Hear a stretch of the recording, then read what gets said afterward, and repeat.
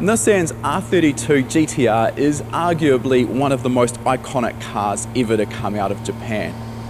While there's a huge following for these cars all around the world, we find that in stock form they're actually pretty uninspiring, and like most factory cars, there's a few hurdles that we have to overcome in order to get good performance out of the RB26 engine. Before we start making any modifications to the car, it's important to find out what we're dealing with to start with. What we want to know is what modifications have been performed already to the engine, and we also need to get a baseline figure and find out what sort of power it's producing and what sort of state the tune is at the moment. Now, in terms of the modifications, it's got some basic modifications that are really going to help us. In particular, it's got an intake system, it's also got a larger, freer flowing exhaust system, and it's got a larger front-mounted intercooler. The other upgrade that's been made, which is also going to be useful later on, is that the factory ceramic wheel turbochargers have been upgraded with steel wheels. This allows the turbochargers to produce more boost with reliability. Once we ran the car on the dyno, we found it was producing around about 207 kilowatts at 10 psi of boost. Now that's actually a reasonably good figure for such low boost on our mainline dyno. We found when we delved into it a little bit deeper that the stock ECU has also been chipped or reprogrammed. Now, while it was running pretty well under wide open throttle, what we also found was that it was running exceptionally rich at part throttle cruise, and that's definitely not what we want for a street car. Now that we know what we're dealing with, we can form a plan for what's going to be done to the car. In this case, the owner doesn't want to get too extreme on the car straight away, so we're going to be aiming to maximise the performance of those upgraded steel wheel turbos on the stock engine.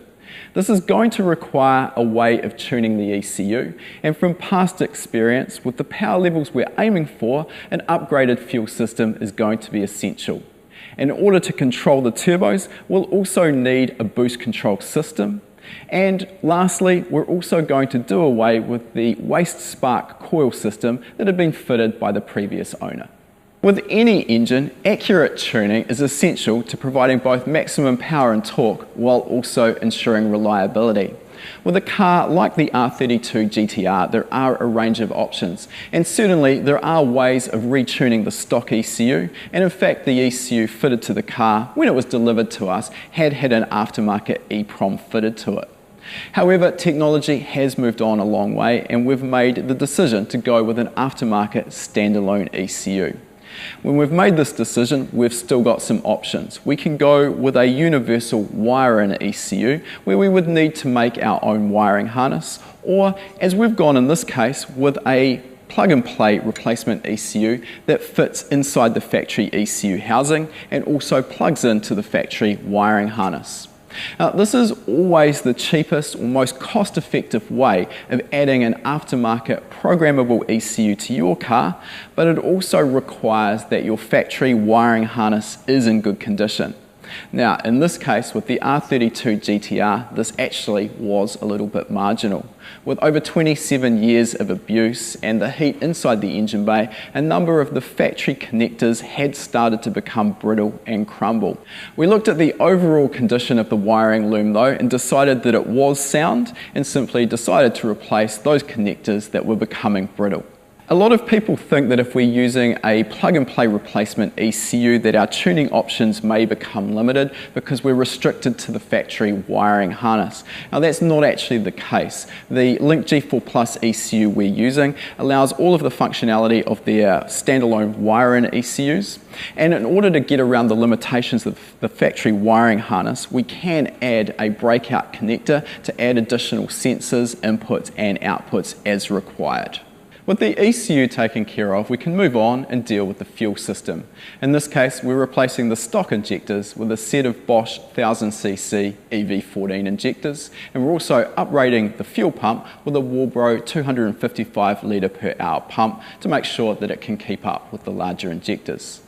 Now, I know what you're thinking. The factory injectors physically look much larger than our new EV14 Bosch 1000cc injectors, and looks can be deceiving. In this case, we're talking about decades of improvement in terms of technology, and we're talking about completely different generations of injector.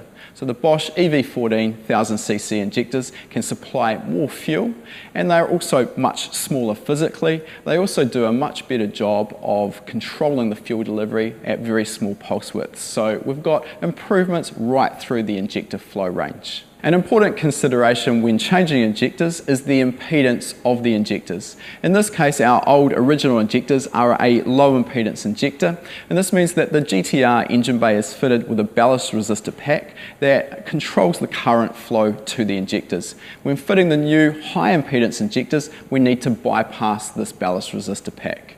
In order to get the best out of the turbos, we're going to need a way of accurately controlling boost. As delivered, the car was fitted with an HKS EVC boost controller, which is a bit of a blast from the past. What we quickly found when we ran the car on the dyno though, was that the EVC wasn't even working. Obviously, it's of no use to us. What we're going to do is fit a Mac 3-port boost control solenoid, and we're going to wire this up to the Link G4 Plus ECU. This is always my preference rather than adding an external boost controller. It actually cuts down on our costs by doing this as well, and allows really accurate tuning through the ECU. In particular, we can have multiple boost set points that can be selected via a switch on the dash, and we can also adjust the boost depending on throttle position, depending on car speed, or even what gear the car is currently in. Another aspect the owner of the car was keen to address was the ignition system fitted to it. A common problem we see with the RB series engine is that the factory coils and wiring harness sit down in the valley between the two camshafts. With the cam cover over the top, they basically cook, and over 100,000 plus kilometres of abuse and 25 years, these can degrade, the coils can fail, and that wiring harness can become brittle and fall to pieces. A common upgrade there in the aftermarket is to replace the individual coil-on-plug system with a waste spark system where ignition leads now run to the spark plugs. Now, while this system does work, it's a little bit ugly, so we're going to be doing away with that, and we're going to go back to an individual coil-on-plug ignition system. This time we're using a later model Nissan G35 coil, which also uses an internal igniter module. This means that thanks to a brand new wiring harness, we can also do away with the factory Nissan igniter module, making the engine bay just that little bit tidier. Once we've got all of the components fitted to the car, we'll be hitting our mainline dyno again in order to optimize the tune.